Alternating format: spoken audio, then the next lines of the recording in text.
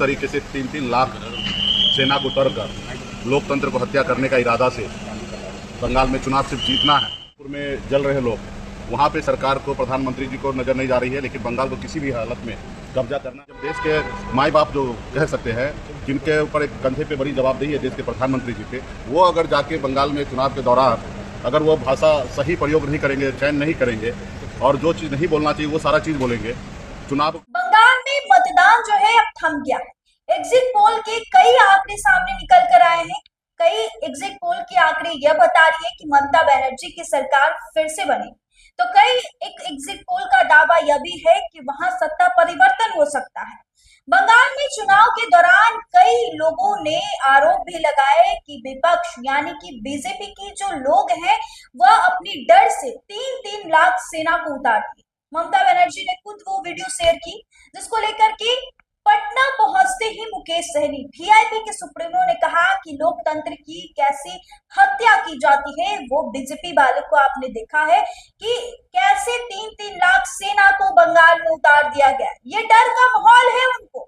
आप देखिए पहले इनकी पूरी वीडियो। देखिए, जब बंगाल में चुनाव का समय हम लोग बिहार से देख रहे हैं तो किस तरीके से 3-3 लाख सेना को उतरकर लोकतंत्र को हत्या करने का इरादा से बंगाल में चुनाव सिर्फ जीतना है।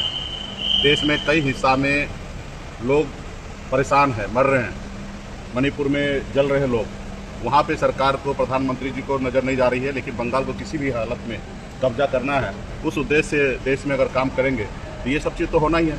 जब पक्ष है तो वहाँ पे विपक्ष है, एक्शन होगा तो वहाँ रिएक्शन होगा।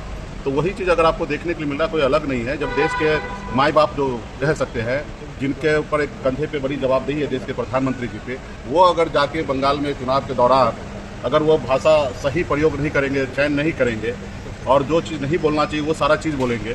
चुनाव को चुनाव के तरीके से नहीं देखेंगे, चुनाव को इस तरीके से देखेंगे जैसे मुगल आके देश को कब्जा किया, अंग्रेज आके देश को कब्जा किया। सिर्फ उनको राज करने का मकसद था। इस देश के लोगों से कोई लेना देना नहीं था। देश के लोगों पे राज करना था, देश के लोगों को गुलाम बनाना था। आज वही हालत है देश के प्रधानमंत्री नरेंद्र मोदी जी का, जो देश के लोगों का ध्यान नहीं देना है।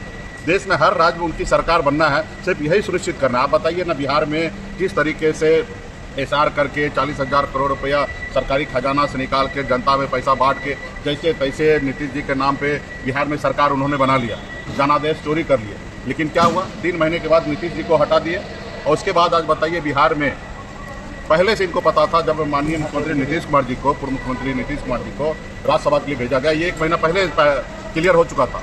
उसके बाद उन्होंने उनको हटा के सम्राट चौधरी को मुख्यमंत्री बनाए। अब बताइए कितना मंत्री शपथ लिए? सिर्फ 3 लोग। 3 लोग बिहार को चलाएंगे क्योंकि वो बिजी है, मोदी जी, अमित शाह जी, मोदी जी बिजी है बंगाल चुनाव को लेकर। अब इसके लिए बिहार के 13-14 करोड़ लोग परेशान क्यों होना चाहिए? आप मंत्रिमंडल यहाँ पे विस्तार करवा देना चाहिए, पहले से लिस्ट बन जाना चाहिए। पूर्व में ऑलरेडी सब मंत्री था, उसको आपको बना देना चाहिए। लेकिन बिहार के लोग परेशान हो रहा है। आज बताइए कोई भी विभाग में कोई काम नहीं होता होगा, कोई भी डिसीजन नहीं होता रहेगा, क्योंकि उनको चुनाव जीतना था, सिर्फ जीत लिए। अब बिहार के लोग मरे जले, जहाँ जाए वहाँ जाए, उसको उससे कोई लेना देना नहीं है। तो ये सब चीज़ देश की जनता देख रही है। 2029 में मोदी जी को दिल्ली से विदाई होना चाहिए। सर, प्रधानमंत्री ने कहा है कि महिला आरक्षण का वही लोग विरोध कर रहे हैं जिनको सदन में महिलाओं से डर लगता है। आप बताइए, देश के महिला को, देश के लोगों को इतना बेवकूफ़ समझ रहे हैं। आप बताइए 2023 में ही महिला आरक्षण बिल पास हो गया है।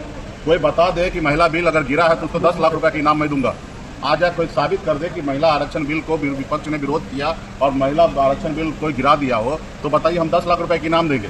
महिला आरक्षण बिल तो ऑलरेडी 2023 में पास हो चुका है। ये मोदी जी को ऑलरेडी महिला बिल जो पास हुआ है उसमें 33% महिला माता बहन को जगह सुनिश्चित करना है। ये उनको देना नहीं है अधिकार, उनको हक नहीं देना। तो ये गुमराह कर रहे हैं लोगों को, देश की माता बहन को गुमराह कर रहे हैं कि ये महिला बिल गिर गया।